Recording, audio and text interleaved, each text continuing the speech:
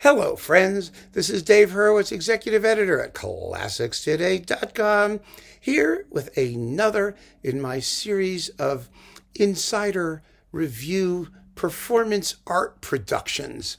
In this case, we're going to be talking about the video version of my review of Walton, the Collector's Edition.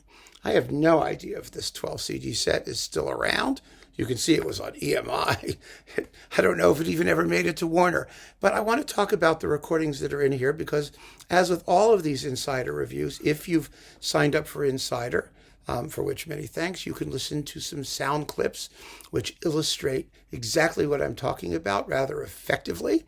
And if you are not an Insider, then knock yourself out. Please sign up. But this is a standalone review anyway, because in this particular case, one of the reasons I want to do these is because it gives me an opportunity to go through a lot of repertoire that I may not have yet discussed in these videos, even though there are tons and tons of them.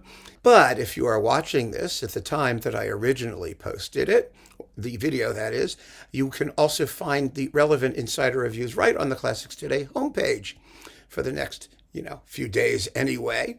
And there were three of them in this initial batch. There's the Fritz Reiner Strauss recordings, and the Bruno Walter Mahler recordings. So these are all iconic box sets. This, unfortunately, is not so iconic. It really wasn't. There were some really stupid choices in this box, and I don't get it, especially coming from EMI, which really should have known better. But these are not like original jackets or anything like that. It's just a pile of stuff that some idiot threw together. And why they did it that way, I don't know.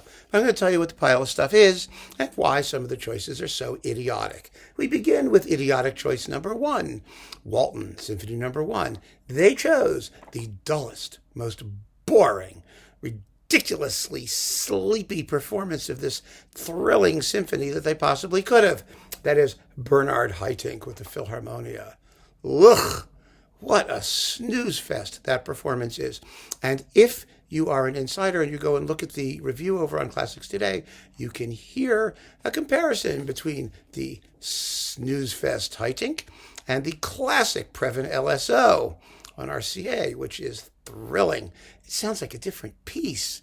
It's unbelievable just how boring Haitink is in this movement, in this music, generally speaking. And it's all the more inexcusable when you consider that EMI had so many recordings. I mean, first of all, they had Sargent, which I don't think is anything special. Some people swear by it.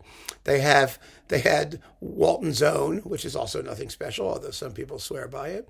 But they have the Slatkin Philharmonia, which was on Virgin, which is fantastic, fabulous. And they had Macaris, which they issued cheapy on EMI Eminence, which is a little bit soft-edged sonically, but the performance is absolutely spot on.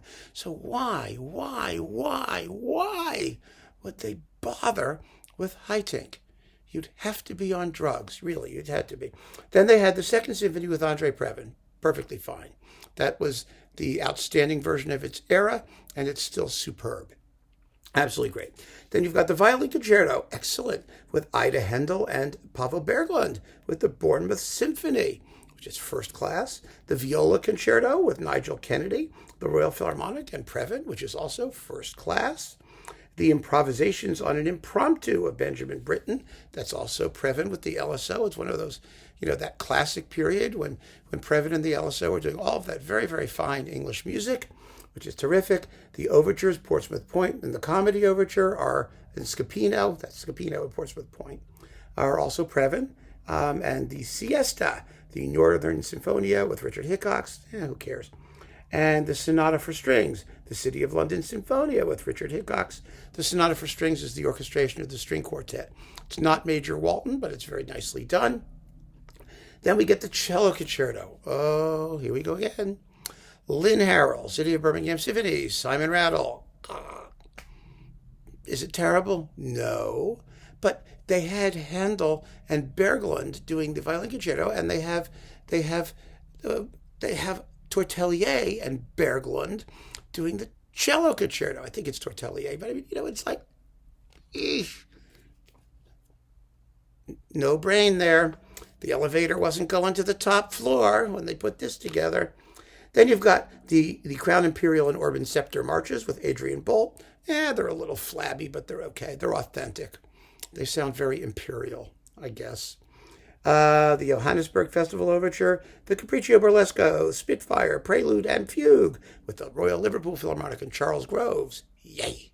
First class. They also have him doing, I think, Crown Imperial and some other stuff, which is better than Bolt. But that's okay. Then you get the Battle of Britain Suite, which is more Spitfire music. How much Spitfire music do we need? And the March and Siegfried music with the London Phil and Carl Davis. That's okay. The Hindemith Variations with the Bournemouth Symphony and Vernon Handley. It's quite good. It's very well paced. It's a little bit... There are better versions of the Hindemith Variations, but they're not on EMI, so... It's a good, solid performance. I'm not going to... I mean, the classic is Zell, of course. Zell in Cleveland, which is non-pareil, as they say in the business. Then we've got the film music. Oh, classic film music series. Let's see. Henry V, Troilus and Cressida, Interlude, As You Like It, and a History of the English-Speaking Peoples, March. These are all with Carl Davis. So that's fun.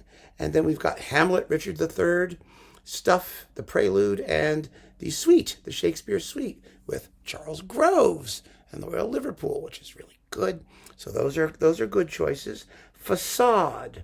All right, now, Facade is okay. This is Neville Mariner with Fenella Fielding and Michael Flanders are doing the recitations with the Academy of St. Martin in the Fields. It's decent. It's pretty solid.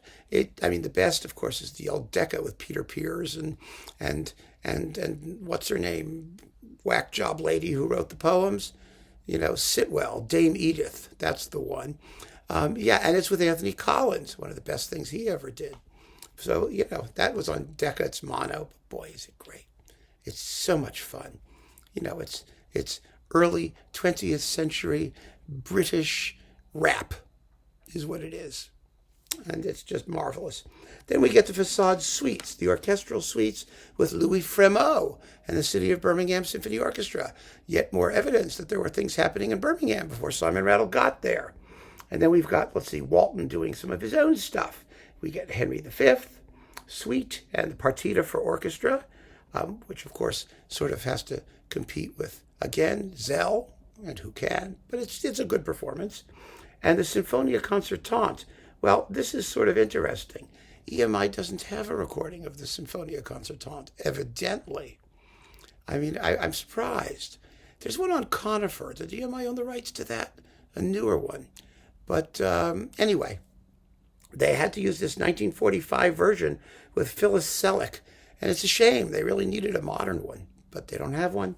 Then we've got the string quartet in A minor with the Hollywood String Quartet. Yay, it's in mono, but boy, it's a hot performance. And let's see, they get the piano quartet with 4 piano quartet people. Israela Margalit is the pianist, and Janice Graham, Paul Silverthorne, and Moray Walsh. And the violin sonata with Janice Graham and John Alley, and 5 bagatelles for guitar with Tom Kirstens. These are all fine. They're just fine. Now we're already up to disc 9. Only 3 more to go. And we're done. Belshazzar's Feast, Thomas Hampson, City of Birmingham Symphony Orchestra, Simon Rattle. Ugh. They have Walton's own. They have Previn, which Walton hated. He said it was too slow. It's not.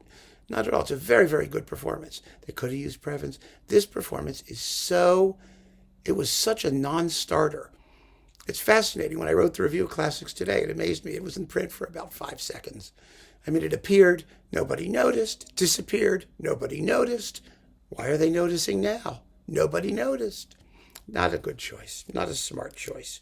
Then we get In Honor of the City of London with Richard Hickox and the Coronation Te Deum in the organ version. I like the orchestral version. I think it's more fun. And the Gloria with Louis Fremeau again in the City of Birmingham Symphony Orchestra with the CBSO Chorus. Yes. Then let's see, discs 10 and 11. Well, this is Troilus and Cressida. This is that live recording featuring Janet Baker, which Janet Baker fans will probably enjoy.